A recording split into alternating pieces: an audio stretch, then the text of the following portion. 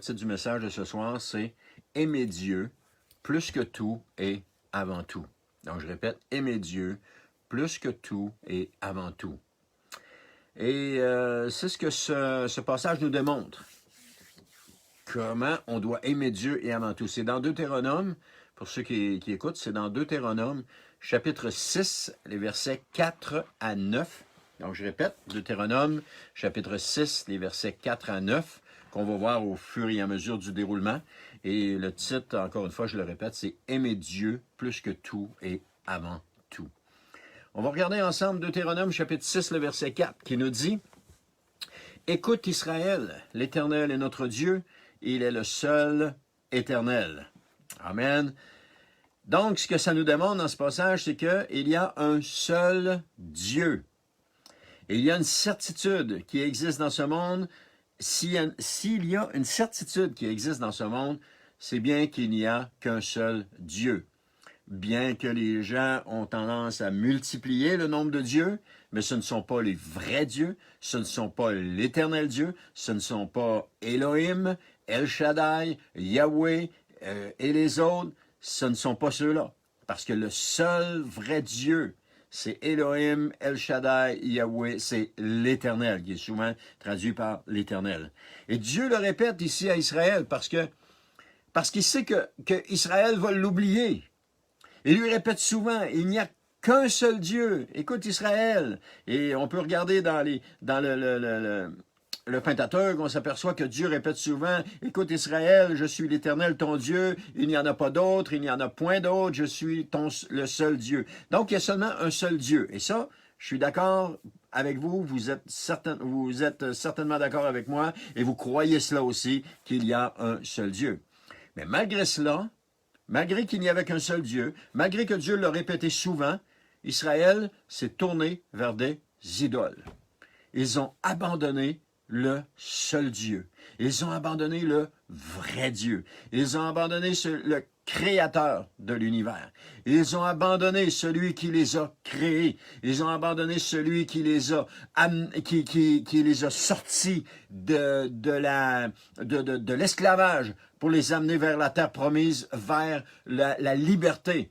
Ils ont abandonné Dieu. Alors que si on regarde les patriarches qui sont Abraham, Isaac, Jacob, ils ont toujours cru en Dieu. Ils n'ont jamais abandonné Dieu. Ils ont toujours fait passer Dieu en premier dans leur vie. Mais Israël, le peuple, s'est détourné de Dieu et il a choisi les idoles. Ils ont rejeté le vrai et unique Dieu. Et aujourd'hui, nous avons le même problème. Comme croyants, nous oublions que l'Éternel est notre Dieu et qu'il est le seul Dieu. Nous aussi, on a tendance à multiplier les dieux. Jésus va dire dans les évangiles, c'est dans Matthieu, il va dire qu'on ne peut pas aimer Dieu et l'argent, ou mammon, selon les versions. Il dit on ne peut pas aimer Dieu ou l'argent. Soit on en aime un, on méprise l'autre, soit on aime un et on méprise l'autre. Mais on ne peut pas aimer les deux. Donc les hommes ont fait un choix. Ils choisissent quel Dieu ils préfèrent aimer. Est-ce qu'ils préfèrent aimer le Dieu argent ou le Dieu éternel, le vrai Dieu créateur, celui qui peut les sauver, celui qui peut les restaurer, celui qui peut leur donner la vie éternelle? Ou d'aimer ce Dieu de l'argent qui va les conduire nulle part? Qui va les conduire nulle part parce que l'argent ne sauve pas. Oh, elle adoucit cette vie. Oh, elle fait bien passer certaines difficultés, mais elle ne sauve pas. Et quand l'enlèvement va sonner, quand la trompette va sonner, que les morts en Christ vont ressusciter et que nous, les vivants, on va être transformés puis on va monter à la rencontre du Seigneur dans les airs, c'est pas avec notre argent, avec nos biens, avec nos possessions qu'on va monter là. Tout ça, ça reste ici. Notre corps est immédiatement changé, nous dit Paul, en un corps glorieux. Et nous sommes amenés dans la présence de Dieu à partir de ce moment-là, instantanément, en un clin d'œil. Tout ce qu'on possède ici, si grandes soient nos richesses, elles vont rester ici. Donc si on a quelqu'un à qui s'attacher, c'est bien à l'Éternel Dieu. S'il y a quelqu'un à qui s'accrocher, c'est bien au Seigneur Jésus. Parce que lui, il est tout pour nous. Amen. Donc, nous comparons l'Église et Israël, à l'époque, nous nous apercevons qu'il y a pas beaucoup de différence. Bien des péchés qu'Israël commettait, nous les retrouvons aujourd'hui dans l'Église. Et je n'ai pas besoin de vous les nommer. Vous avez seulement à ouvrir les yeux et à regarder autour de vous. Et puis vous allez vous apercevoir que bien des péchés dans le peuple d'Israël sont commis aussi dans l'Église. Pourtant, l'Église est l'épouse de Christ. Et cette épouse de Christ devrait être pure et sans tache, nous dit la parole de Dieu. Mais certes, elle est pure et sans tache parce que le peuple de Dieu ne se constitue plus d'un seul peuple physique. Je la répète parce que la tournure de phrase est difficile. L'Église de Christ est pure et sans tache parce que le peuple de Dieu, qui est l'Église aujourd'hui, ne se constitue plus d'un seul peuple physique. Comme par exemple, Israël était le peuple physique de Dieu. Dieu avait appelé Israël hors d'Égypte et il en avait fait son peuple. Et il a accompagné Israël dans le désert, il l'a accompagné dans la terre promise. Lorsque le tabernacle fut construit, on l'a vu la semaine passée, la nuée est descendue sur le tabernacle, la présence de Dieu est descendue, et c'était un peuple physique. Mais aujourd'hui, l'Église de Christ, l'épouse de Christ, n'est plus un seul peuple physique. Vous allez dire, oui, mais c'est qui l'épouse de Christ?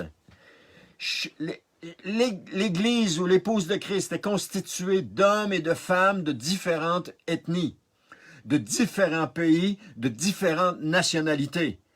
Elle n'est pas regroupée dans un seul groupe ethnique ou dans un seul bâtiment. L'Église de Christ, ce sont chacune des personnes qui forment le corps de Christ, ce sont des personnes qui s'efforcent de se garder pures et sans tache. Ce sont des personnes qui sont en relation avec Jésus. Et dans une relation, on ne bafoue pas la relation. On ne bafoue pas l'autre personne. Dans la relation, on s'affectionne à l'autre personne. Dans la relation, on désire être avec l'autre personne. Dans la relation, on désire passer du temps avec cette personne. On désire développer des affinités avec cette personne. On désire d'apprendre à connaître cette personne. Et si on lui fait du mal, on va lui demander pardon. Si on lui fait du tort, on va lui demander pardon. On va se repentir. C'est ça. Les gens qui forment l'épouse de Christ, ils sont en relation avec Jésus. Ce ne sont pas des gens qui font leurs affaires sans se préoccuper des autres et qui pensent que oui, ils sont sauvés et que oui, ils vont aller au ciel, etc. Non, ce sont des gens qui ont une relation intime avec le Seigneur Jésus. Ils ne forment qu'un avec le Seigneur Jésus. Dieu dit dans la Genèse à propos de l'homme et la femme, il dit l'homme quittera son père et s'attachera à la femme et les deux deviendront une seule chair. Ils deviennent une seule entité, une seule personne devant Dieu. Et nous savons aujourd'hui que la femme possède des attributs qui sont certains attributs de Dieu, et que l'homme possède d'autres attributs qui sont aussi des attributs de Dieu, et que les deux mis ensemble, l'homme et la femme peuvent refléter la personne de Dieu. Parce que Dieu a dit, il dit, créons l'homme, on voit ça dans Genèse 2, je pense, il dit, créons l'homme à notre image. L'homme, c'est Adama, c'est celui qui vient de la terre. Il dit, créons-le à notre image. Donc les deux, l'homme et la femme sont l'image de Dieu. Mais lorsqu'ils sont réunis ensemble, ils sont l'image plus complète de Dieu. Parce que la femme a des attributs que l'homme n'a pas, puis l'homme a des attributs que la femme n'a pas. La femme réfléchit d'une façon, l'homme réfléchit d'une autre. C'est pas pareil. Ils sont pas pareils. Il y a des différences entre les deux. Mais les deux mis ensemble, ils vont refléter plus l'amour de Dieu. Et c'est la même chose. L'Église qui est l'épouse, qui est avec Christ, elle forme seulement une seule entité. Elle forme l'Église de Christ, l'épouse de Christ. Et elle est en relation étroite avec Dieu. Ce qu'elle désire, c'est de plaire à son Dieu. Ce qu'elle désire, c'est de servir son Dieu. Ce qu'elle désire, c'est de se soumettre à son Dieu. Ce qu'elle désire, c'est d'être en la présence de son Dieu. Voilà ce qu'est l'Église de Christ. Amen. Alors, dans l'Ancien Testament, alors que la corruption faisait des ravages dans le peuple de Dieu, il y avait toujours un groupe qui s'était gardé pur. Toujours un groupe. On voit ça dans 1 Roi, chapitre 19, le verset 18. C'est sous le temps de Élie, lorsqu'Élie s'est occupé des prophètes de Baal, et que là, il était bien consterné par tout ça, et que Dieu lui a révélé qu'il y avait 7000 hommes qui n'avaient pas plié le genou devant Baal. Il dit ça dans 1 Roi, chapitre 19, le verset 18. Mais je laisserai en Israël 7000 hommes, tous ceux qui n'ont point fléchi le genou devant Baal et dont la bouche ne l'a point baisé. Et on voit ça aussi dans Romains 11, 4. Donc, il y avait un groupe de personnes, et ça ne se voyait pas de l'extérieur, mais c'était un groupe de personnes qui étaient consacrées à Dieu. Ils n'avaient jamais plié le genou devant Baal, ils ne l'avaient jamais baisé, ils avaient toujours continué d'adorer le seul et unique Dieu. On voit ça aussi dans Ézéchiel. Alors que le peuple est rendu au plus haut niveau de sa corruption, et que là, Dieu se prépare à envoyer le peuple babylonien pour déporter le peuple d'Israël. Et là, Dieu va dire à Ézéchiel, au chapitre 14, au verset 21 et 22, il dit toutefois, c'est Ézéchiel qui parle de la part de l'Éternel, il dit toutefois, voilà ce que dit le Seigneur l'Éternel. Bien que j'envoie contre Jérusalem mes 4 châtiments sévères, l'épée, la famine, les bêtes sauvages et la peste, pour y exterminer hommes et femmes, il en réchappera un reste d'hommes et de femmes que l'on fera sortir de la ville. Ils viendront vers vous, vous verrez leur conduite et leurs agissements, et vous consolerez du malheur que j'aurai fait venir sur Jérusalem et de tous les fléaux dont je l'aurai frappé. Encore une fois, dans toute cette corruption, dans tout ce pays qui était corrompu, ce peuple d'Israël corrompu, alors que les rois, les uns après les autres, se succédaient, et c'était pas des bons rois. Après Ézéchiel est un bon roi, mais après Ézéchiel, il y a eu Manassé, qui est un mauvais roi, et on dit de Manassé qu'il a répandu plus de sang dans Jérusalem que tous ses prédécesseurs. Puis il a offert des sacrifices à des idoles, etc. Il était un roi corrompu, et tout le peuple le suivait, et tout le monde était corrompu dans cette situation-là. Mais à travers tout cela, Dieu avait des hommes et des femmes qui s'étaient gardés pour lui, qui honoraient le vrai Dieu, qui honoraient l'Éternel, qui avaient fait en sorte que Dieu soit plus que tout et qui passe avant tout. L'Église pure et sans tache, que la Bible nous parle dans Éphésiens, du Seigneur Jésus, nous ne la voyons pas de nos yeux. Ce sont, je le répète, ce sont des hommes et des femmes qui aiment le Seigneur de tout leur cœur et qui le respectent plus que tout. Des personnes qui lui obéissent et qui font sa joie. Des personnes qui se répandent jour après jour devant lui en disant « Seigneur, sauve ton peuple. Seigneur, pardonne ton peuple. Seigneur, pardonne à un, pardonne à l'autre. Pardonne à ton Église. Pardonne à ton pasteur. Pardonne. » Ils sont là, jour après jour, ils crient à l'Éternel d'implorer pour que l'Éternel fasse miséricorde. Des hommes et des femmes qui, dans le secret et à l'abri des regards, ont une conduite pure et sans tache devant le Seigneur. Et lorsqu'ils pêchent, ils vont immédiatement voir le Seigneur et lui demandent pardon. Ils vont voir le Seigneur et cherchent tout de suite le pardon. Ils ont une relation avec Dieu. Ils ne veulent pas attrister le Saint-Esprit. Ils ne veulent pas attrister le Seigneur Jésus. Ils ne veulent pas faire des choses qui vont compromettre leur relation, parce que leur relation, c'est la chose la plus importante. Et ce sont des hommes et des femmes dont on ne soupçonne pas du tout leur sincérité avec le Seigneur. Nous les voyons, mais on n'a aucune idée de leur sincérité.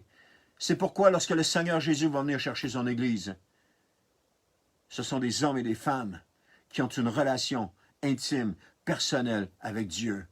Des hommes et des femmes pour qui le Seigneur est mort. Mais ceux et celles qui méprisent cette relation-là, ceux et celles qui pensent que parce qu'un jour ils ont fait une prière de repentance, qu'ils vont aller au ciel et qu'ils vont être enlevés lorsque l'Église de Christ va venir, je ne suis pas sûr. Dieu n'est pas un imbécile non plus. Et on ne doit pas le prendre pour un imbécile. Il est l'Éternel Dieu, et ce qu'il fait, il voit les cœurs. Et le cœur de chacun lui est révélé. Et ce sont des personnes qui lui obéissent sans artifice et de tout leur cœur. des personnes entièrement consacrées à l'abri des regards et des honneurs des hommes. Des honneurs des hommes. Lorsqu'on commence à te louanger devant les autres, lorsqu'on commence à t'élever devant les autres, va te cacher. Parce que ta chute est proche. Va te cacher devant le Seigneur et donne toute la gloire à Dieu. Parce que mon ami, je pense que Dieu s'adresse à quelqu'un ce soir. Mon ami, I ou E, mon ami, ce que Dieu est en train de te dire, tu n'as rien. Tout ce que tu as me vient de moi. Tout ce que tu as, c'est moi qui te l'ai donné. Le souffle de vie, c'est moi qui te l'ai donné, dit le Seigneur. Les capacités pour exercer ton travail, c'est moi qui te l'ai donné, dit le Seigneur. Les dons et les talents que tu peux mettre à l'œuvre dans l'Église, c'est moi qui te les ai donnés, dit le Seigneur. Tout ce que tu possèdes, c'est moi qui te les ai donnés. Tes enfants qui font ta fierté, c'est moi qui te les ai prêtés.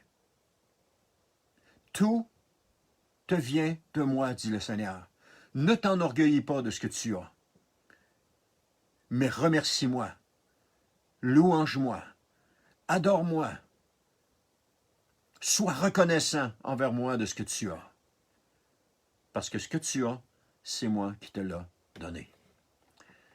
Deutéronome, chapitre 6, le verset 5, nous dit « Tu aimeras l'Éternel ton Dieu de tout ton cœur, de toute ton âme et de toute ta force. » C'est un beau passage. Ça, c'est mon deuxième point. Aimer Dieu plus que tout. Jacques appelle ce commandement la loi royale, avec celui d'aimer son prochain comme soi-même. Accomplir la loi royale, c'est d'aimer Dieu de tout son cœur, de toute son âme, toute sa force et de toute sa pensée, comme dirait Marc, mais aussi d'aimer son prochain comme soi-même. Honnêtement, quand on a vu les images des émeutiers aux États-Unis, ils n'étaient pas en train d'aimer leur prochain. Et non plus, ils n'étaient pas en train d'aimer Dieu. Parce que ceux qui aimaient Dieu et leur prochain, ils n'étaient pas là. Quand on frappe quelqu'un à plusieurs à mort, on n'est pas en train d'aimer son prochain. Quand on brise des vitrines et qu'on vole, qu'on pille, on n'est pas en train d'aimer son prochain. Et plusieurs n'étaient pas en train d'aimer leur prochain. Je ne veux pas porter de jugement sur eux, mais c'est seulement ce que ça nous démontrait. Donc la loi royale n'était pas dans leur cœur. Mais on voit ici, dans ce passage, nous voyons ici de quelle façon aimer Dieu. Nous devons l'aimer avec l'esprit, l'âme et le corps. C'est ce que ça nous disait au chapitre 6 du verset 5 de Deutéronome. Tu aimeras l'Éternel ton Dieu de tout ton cœur, de toute ton âme, de toute ta force. Donc, on doit aimer Dieu avec l'esprit, l'âme et le corps.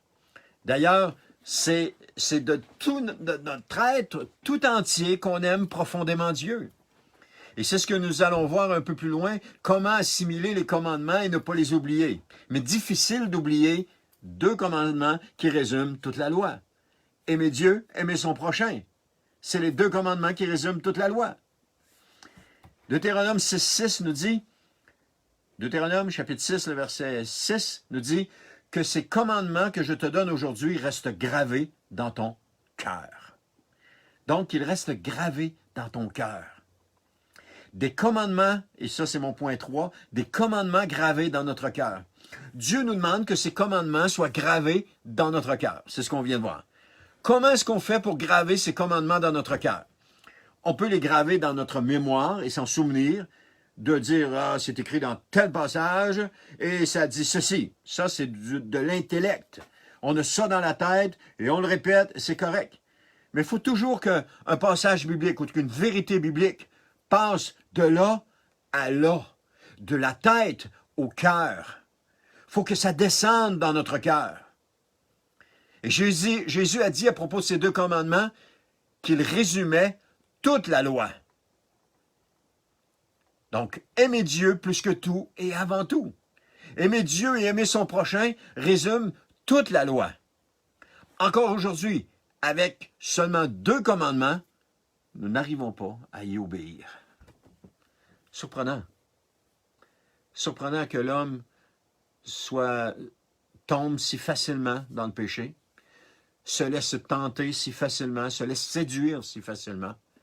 C'est pas surprenant. Mais lorsque nous péchons de façon volontaire, nous violons un des deux commandements de Dieu. Soit le commandement de Dieu de l'aimer de tout notre cœur, de toute notre âme, de toute notre pensée, ou encore, nous violons le commandement de Dieu d'aimer notre prochain comme soi-même. Un ou l'autre. C'est pour ça qu'on vit dans un temps de grâce aujourd'hui. La grâce, c'est l'amour de Dieu en action.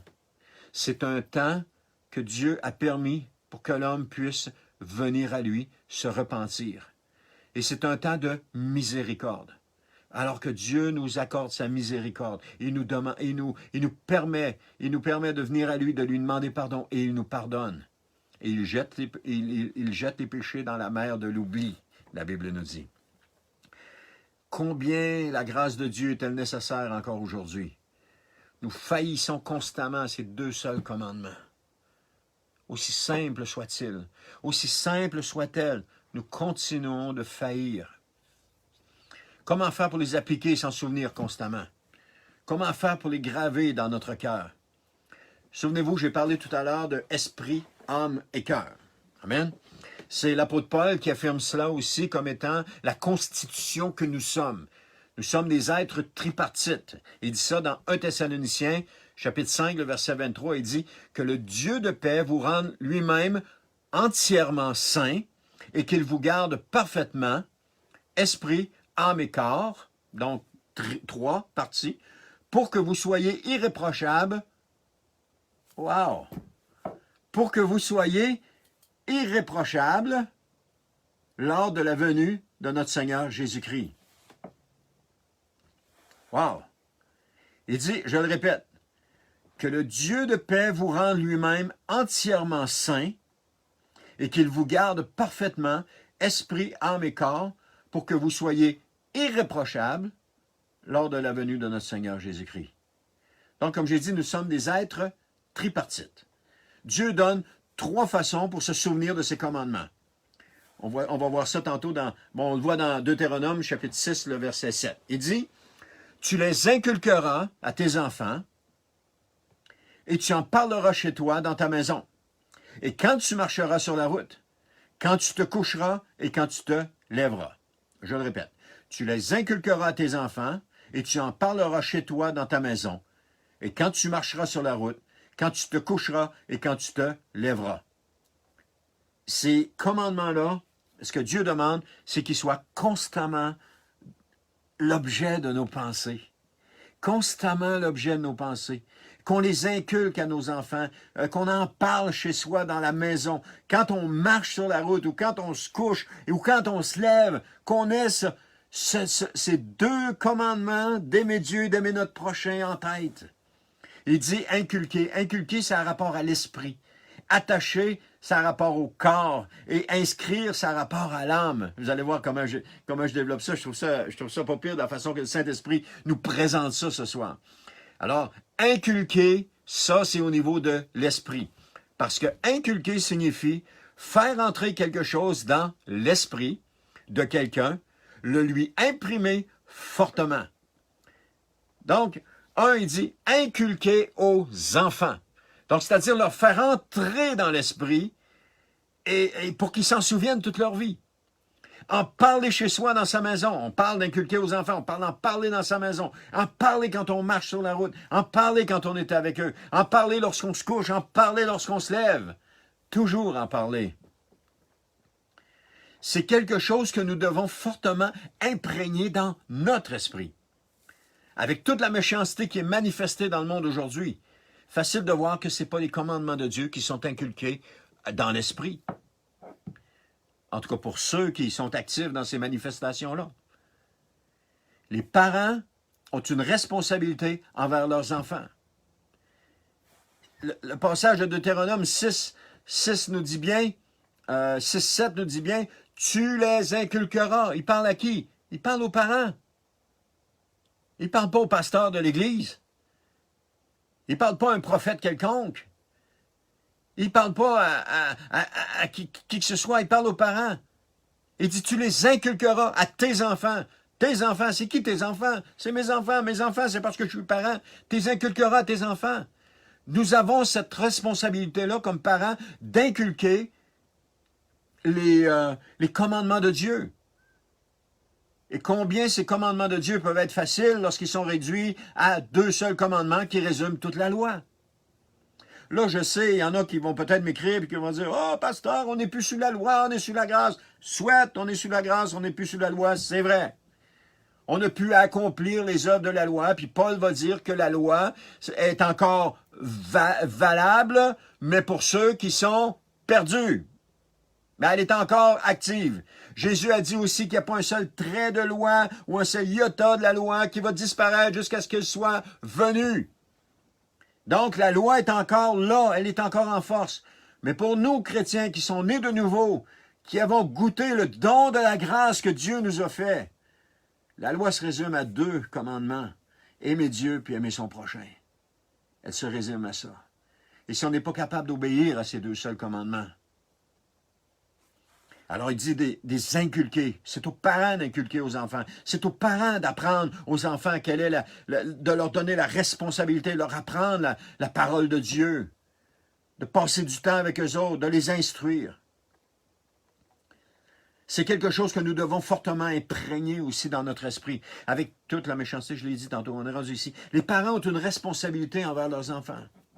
Alors Deutéronome chapitre 6, le verset 8 dit « Qu'il soit attaché comme un signe à ta main et comme une marque sur ton front. » On ne commence pas avec se promener avec des étiquettes sur le front et puis écrire sur la main avec des tatous les commandements de Dieu.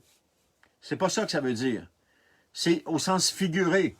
Qu'il soit attaché comme un signe à ta main, comme une marque sur ton front. Attaché, ça a rapport au corps.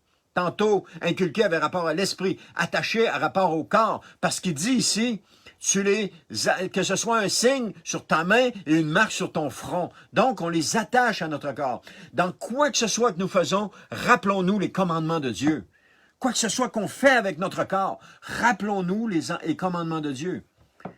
Si c'était le cas, il n'y aurait pas si c'était le cas, qu'on se souvienne des commandements de Dieu, il n'y aurait pas de fraude, il n'y aurait pas de couillonnage, il n'y aurait pas de mensonge, il n'y aurait pas de tricherie, il n'y aurait pas de faux témoignages, il n'y aurait pas d'achat en dessous de la table pour sauver les taxes, il n'y aurait pas de moyen de cacher de l'argent au gouvernement, il n'y aurait pas ça. Il y aurait une honnêteté transparente envers Dieu et envers les hommes. Quoi que ce soit que nous faisons ou que nous faisions, rappelons-nous la loi royale. D'abord aimer Dieu et ensuite aimer son prochain. Et ça, c'est Jésus qui le dit. C'est Jésus lui-même qui le dit. Deutéronome chapitre 6, le verset 9 nous dit « Tu les inscriras sur les poteaux de ta maison et sur les montants de tes portes. » Inscrire. Je vois ici que ça a un rapport avec l'âme. Inculquer, ça avait un rapport avec l'esprit. Attacher, c'était-tu attaché? C'était attaché, avait un rapport avec le corps. Et inscrire à rapport avec l'âme. On dit de l'âme que c'est le siège de l'activité psychique et des états de conscience de quelqu'un et que c'est l'ensemble des dispositions intellectuelles. Donc, on va inscrire dans notre âme l'ensemble des dispositions intellectuelles. On va inscrire dans notre âme ces commandements-là. Vous savez, David a dit à un moment donné, il s'adressait à son âme. Il disait, « Mon âme loue l'Éternel. Mon âme loue l'Éternel. » Il n'a pas commencé à dire, « Ma bouche loue l'Éternel. » Il ne s'est pas adressé à son corps. Il ne s'est pas adressé, « Mon corps loue l'Éternel. » Il s'est adressé à son âme. Parce que la chair doit obéir à l'âme. La chair ne peut pas, si la chair n'obéit pas à l'âme, la chair est corrompue, elle est chair. La chair doit obéir à l'âme. L'âme reçoit de Dieu par l'esprit et elle transmet au corps pour qu'il agisse. Parce que le corps est l'organe physique de l'âme. Pour le moment sur cette terre. Et ce corps est l'organe physique. Et David parlait à son âme. Il dit, mon âme loue l'Éternel. Parce qu'il savait que si son âme louait l'Éternel, son corps allait en bénéficier. Amen. Donc, on peut inscrire sur l'âme, comme sur les poteaux et les montants des portes, les commandements de Dieu. Et ceci se fait généralement par la personne qui veut véritablement servir le Seigneur. Elle fera tout ce qui est en son pouvoir pour se souvenir de ses commandements. Plus encore, elle cherchera à l'appliquer en toutes circonstances. Aimer Dieu est le premier commandement que nous devons assimiler. Et c'est aussi le commandement le plus important. Aimer Dieu. Notre être entier, esprit, âme et corps, est appelé à aimer Dieu. Et n'aimons pas Dieu seulement en parole, mais de tout notre être. Dieu n'attend rien de moins qu'un amour complet de notre part. Je la répète celle-là. Dieu n'attend rien de moins qu'un amour complet de notre part. Aimer Dieu plus que tout et avant tout. Dieu doit passer en premier, même s'il y a un sacrifice à faire, même si ça nous coûte quelque chose. Dieu doit passer en premier. Amen.